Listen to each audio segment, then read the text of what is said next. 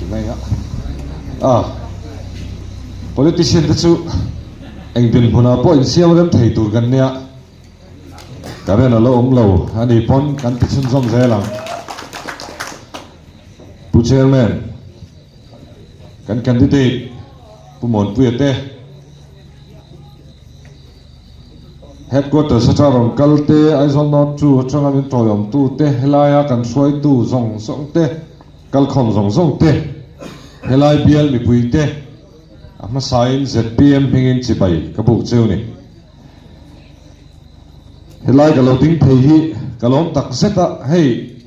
mar tlang dung lam hi ka kal tam lo khop maya sangi som pa lia ka rong kal ba kha ka kal le talo wang wang ke sia helam pang phei chu amar ho hi ilom hel thatlang viau maya ka tia ke poi ka nu phara ni amar chu ai zo lam pang si len kan ne mar trong hi ka thiam tam em lowa chung tho chu ka ni vea helai huna campaign thei tura karon kal la a minister nga karon kal te po hi mi mal tak pon kalom tak zet ani ka chiar tura ka ti hi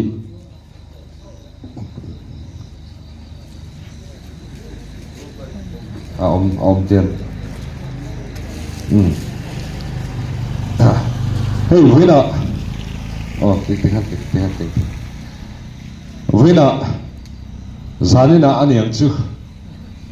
hun kan mang dona ru haron tata ro sure min bum ro wanga kan tia har satna om theyanga kan tia amaro chu kan titlang turani ititlang kan tia atir phei chon helaya te stage te hen tlep te chau kan thua tuna ro hetisat kan kal khom hi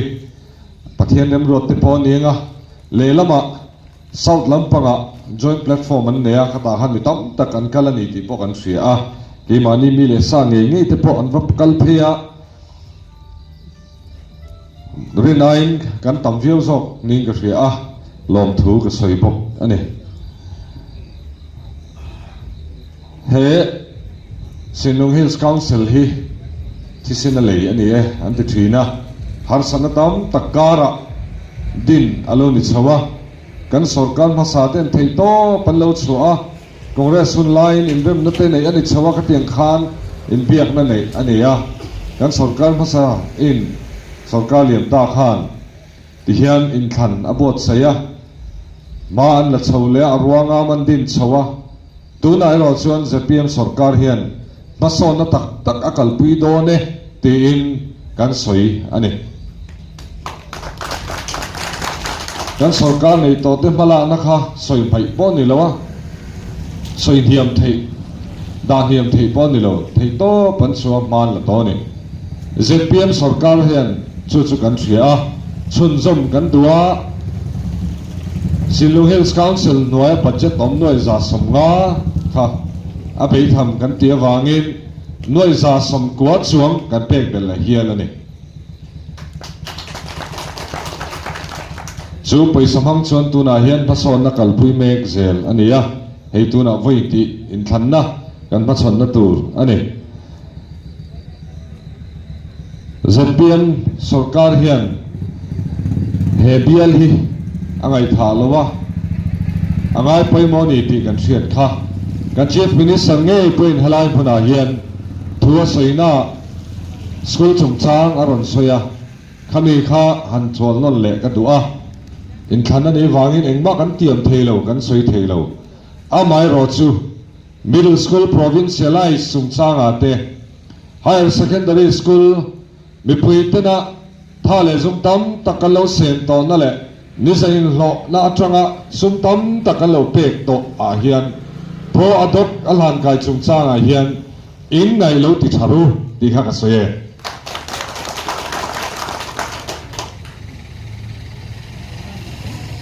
tin helaya kong kan mo tin mau char atanga nip ko in kar kong siam te po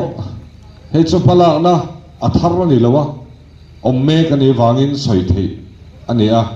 tuna hen contractor in bun me kan ya chutiang chuan helai kong inkal po na thate a lei chung chang te thil dang soi tur tam tak om kara kan ta lang zo ani a still chuan hala na sang sang ma chop kan nei ni chumi ti lotlinga boipui tur chuan keinin helama tangin aizola tangin akhulama tangin aron ngai ven thei reng pon ni chial lawa ayo kan ne nga ya chumi ayo turte in thang turin tuna kan in bot sai mup mupani ZPM chuan ZPM le HPC tang dun chuan hei tuna pramon puya pumon puya pu MP ya kanon da chuak ani ya ani hi mi lo hriat sak ngei turin yang en chu ni pumon puya chung chang chu na kina atol lama karon tholon le dona ZPM te din kan nin nuizat siam nan ten min manga fiam to thonan ten min manga kei po hi sani sompriat in than campaign kan nei na te po mimal taka fiam to thonana man kani kanan indin chawa MLA pasari kanan neya thom kanan nei vea board secondary ang ani atak po omlaon rive vak ti kan niya fleck an boy ang antia fleck kan nei theya symbol an boy ang antia symbol kan neya Paul minga boy ang antia Paul minga register na Paul minga kan boy lo le a president an boy ang antia president thatak kan neya chief minister turatan boy nan nei donen tilia chu thiang chuan kini Paul ve hi chu adu doi nak sir thea khatenga ti khakan ni tuna poen social media kei phei chu ati bera hian an neya social media hi ken ngai lo min be ti pok a khebak lem lo ana poi ka ti lo dik takin a tha theng berin kan kala chumi kara chuan beina tura lo omani chuan min be ro se keima hian ka chianga keima ni hen kan chianga dik takin kan kal zel don ZPM te min soi sel thinin engman tilo an soyangin anom lo di pot ti masila kan soyangin kan noma kan ti tura kan ti chu adik ani chuan kan kal zel don ZPM chu te chuan thupuya ram ro rel na pathian ram tun din ti kan neya chumi ti lot leng tur chuan minister te kan in fui tona kan chief minister te min ko khom min fui boka chidiang chuan ma kan la so zelani ZPM chuan sarkar kalphunga sumen kol thatanga e kan tia sumen kol na ma kan la a sarkar ha thoklo ama thayang ber pe kan tuma ngai poi mo pera kan neya ni som panga nuwa don ti te ni som panga ani som nuwa don ti vela kha ati lo theni ti lan tirin tuna hian ni khat ni thuma te hlo pe in thei top kan chu ani sta chuan sarkar ha thok hloi kan pe thei non lo tak nyal mai sumron kal le tur ma chuanin ilo puk lo kan tia kan lo puk lo ka chu chuan thu lo ka kan pe le suman puk na san ti ta chu om viawe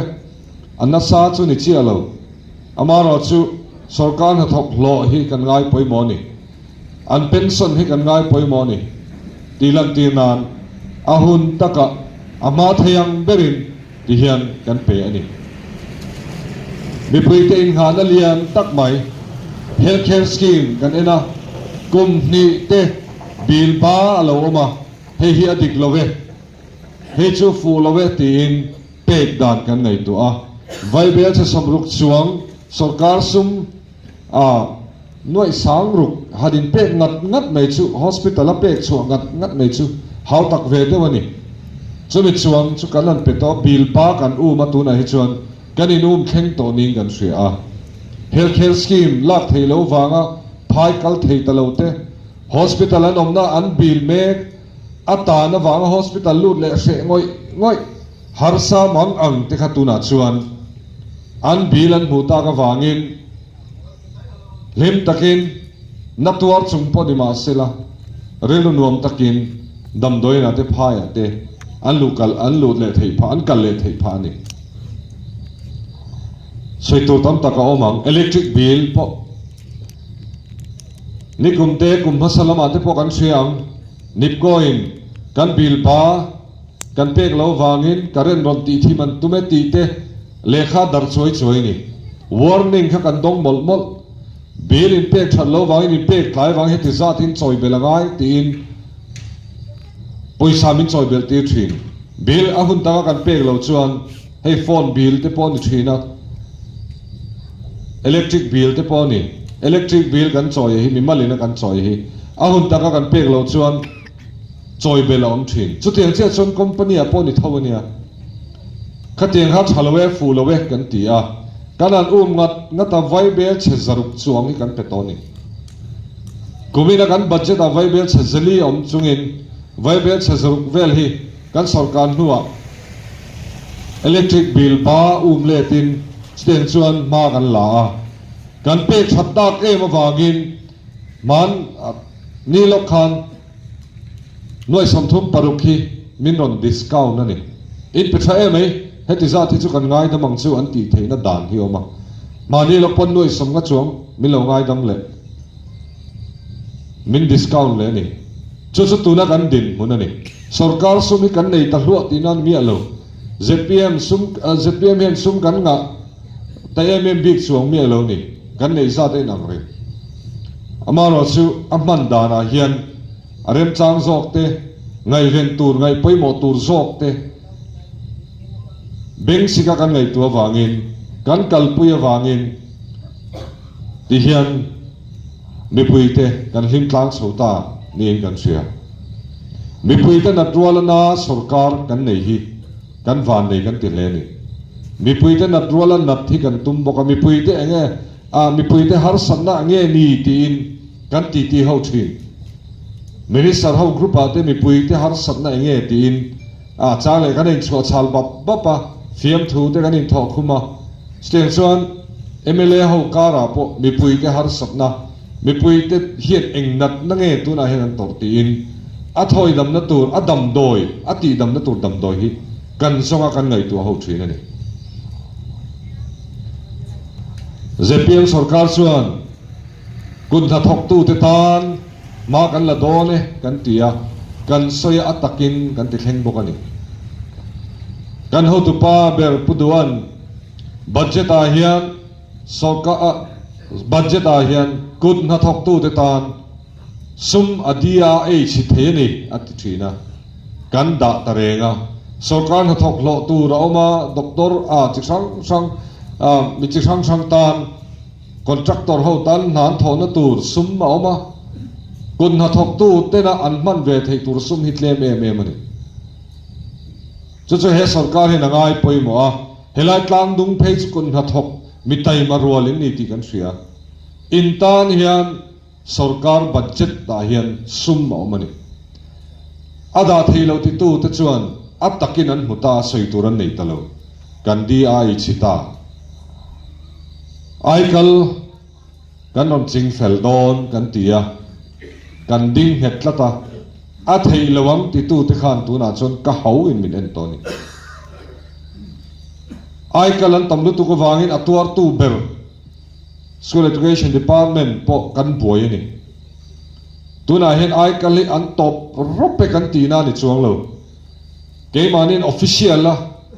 official level a kan nei hi chon aikal chu topa aru ka lo la te he master te ne na in se thiama kan ke mani siat me lo local a lo la lui te po an lo mai thei chung ho ro chu kan siat chu hunan tuar don ti ro ka soidu ZPM hi aikal chung changa hian a khet da aikal la hi sarkar dana hian om lawa aikal la thei ani lawa andam lawa ni pon li fan la mai tu ni an li fa zaw ni phei chuan li without pen la ka ngai a rong ani sarkar dan hi atak tak man chuan aikal kan lo se thang to lu tuka kan lo mang thang to lu tuka kan din hun kan se cheu me amaro chu ZPM ten aikal kan ti top do ne kan tia tor po kan tuar department tam taka chon education ate power and electricity lampang ate po kan tuar chi sang sang kan tuara amaro chu hei kan tuar tlang don kan soyangin kan om ani ador le chuan bana kai policy kan ti do ne kan tia kan kalpui ta ngei boka bana kai policy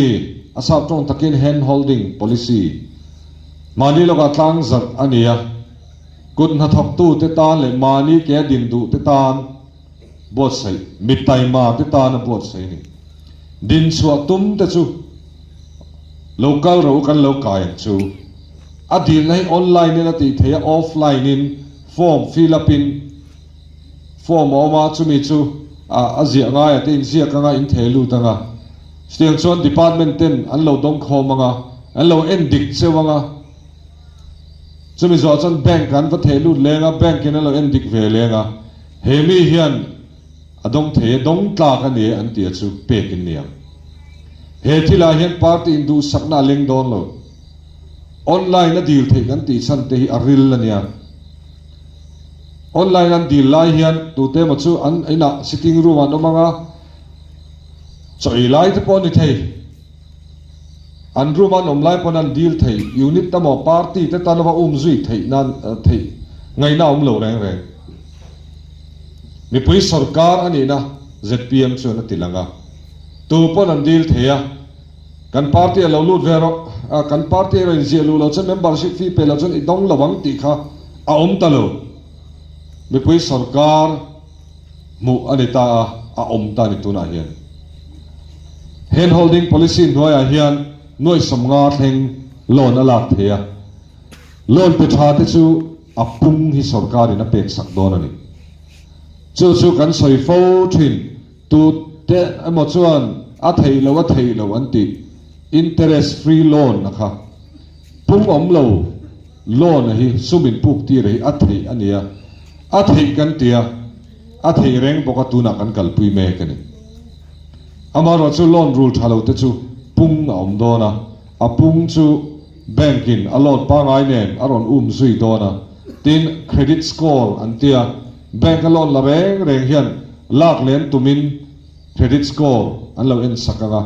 credit score hiam chu loan pek then ni don lo bank hi anin thun zom veka RBI rural bank MRB account nei kha SBI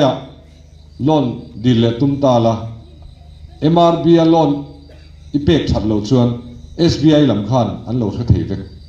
ste chu nei zom vek to ni mitai mata na din ani ti kan ti kha atai ma ding shok tu chu local ro kan lo kai chu chu ZPM sarkar in tiam cheu ni he thil ba ga hian CM special package ti oma cheng noi khat thleng ein pek thea rulet ngai lo ani amaro chu dong tur hian jing thau hlim lol kan deal ve teng tia in hiat no pa ti thut chi poni lo ngai to na se na nga ruam man na nei nga ya chu tia ruam man na nei cha chau chu pe kan ni don chu ero chu rulet ngai lo thum a deal thei bokani du ta na deal thei khulam panga alo the film vele thungam soitur tam taka oma khati kha ni chauta sela hey helaya hian kano kal khom hen tilai local khom ni sang te hi ha chot ha dam du te kan ni mising hian ha dam kan du wangin pathian tan kan in ser sanga wanram kaya pathian bula ha dam taka om kan du wangani ha chol nei kan zong ani zurui pon azu ina ha chol na zong dam doi ti pon adam doi ti han ha chol na zonga Christian thatak pon a Christian na han ha chol na zong ani attention music ngai thain ha chol ni te kan zonga stiang chon nakin zela kan ha dam na tur kan ha chol na zongin na kan thoka than ta zoin huana te kan thoka ina te kan thoka office te stiang chuan i na kan thok tlang ani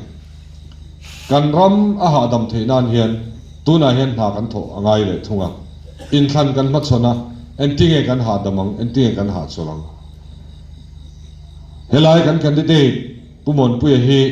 in ha chona kong pakhat chu ni helai bial hian ma son se indua helai bial hian tu ai hian ke pen chak sela helai bial hian thil chi sang nei bel selati in ngai to hlomin ka ring chumi ta la peng poimo tak chu pumon pu hi ni sarkar in khulam atangin aizol atangin office atangin aron ngai to vek seng lo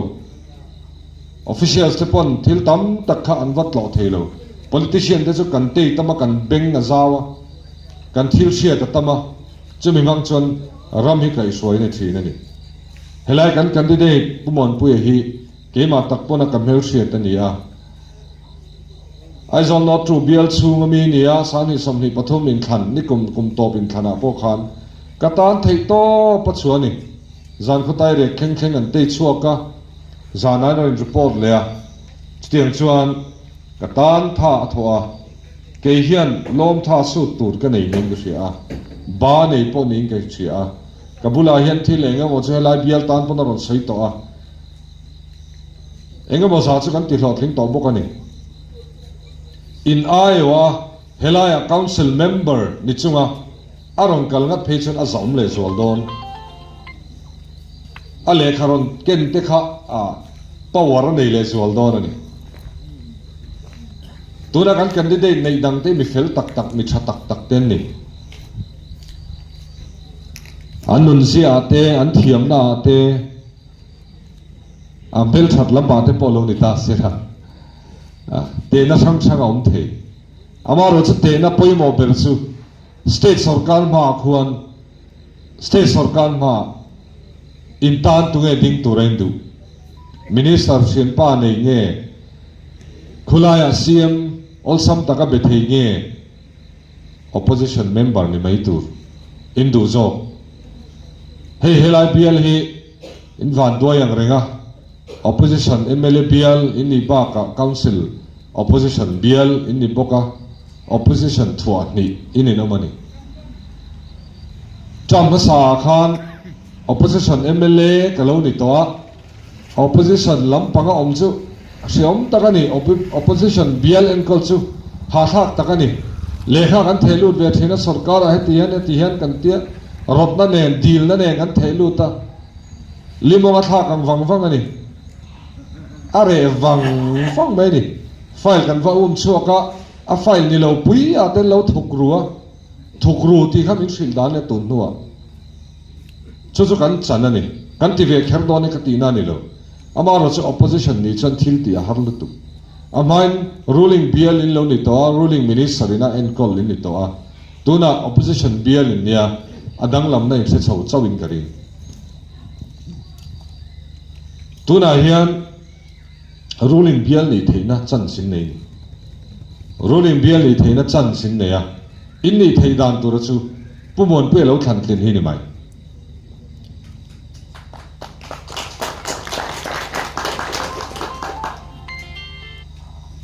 pumon pe hello thang thling ula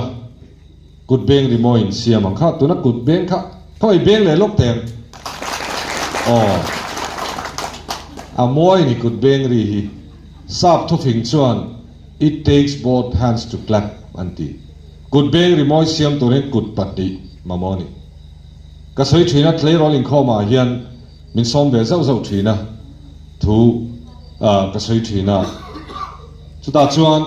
kut beng ri moi ka soi thin politics sa po man tlak vek tlei rol ho ne na ka soi thin chu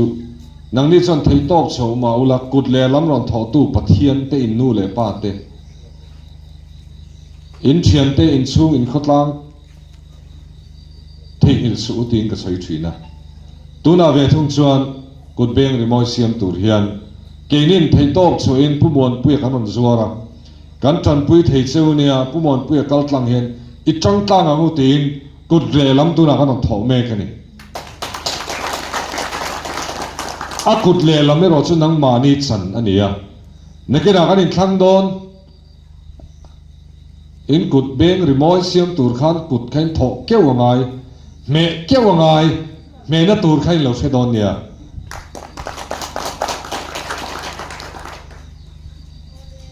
Silung Hills Council a hen sarkar na chan ngei po kanin base ya borok en po hian kan chan ngei po kanin ring ani chuta chuan ruling bial in ni theinan te